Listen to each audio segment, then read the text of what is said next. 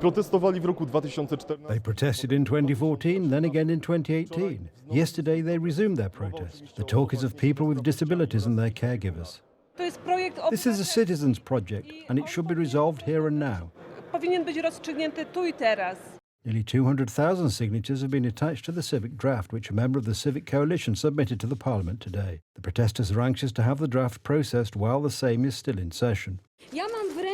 I have in my hand here 1,217 zloty in a pouch. I ask myself, who among you would like to swap this money, which is for a disabled, incapacitated person to live, for a month?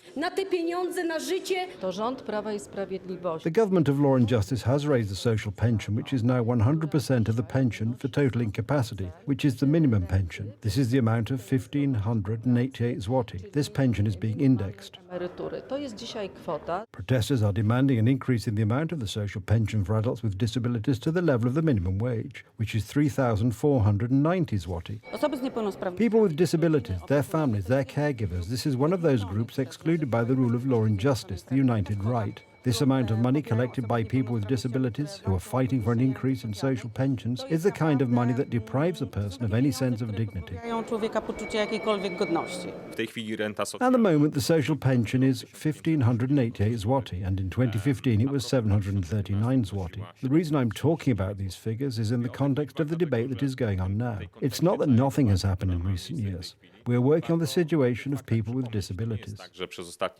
The Solidarity Fund was established in 2018 to provide comprehensive support to people with disabilities, pensioners and retirees. The Parliament building is a place for any dialogue, every kind of dialogue, but it seems to me that this formula is unnecessary. There are more than 3 million people in Poland who have a legal confirmation of disability. However, according to estimates by the Ministry of the Family, in reality this could be between 4 and 7 million Poles.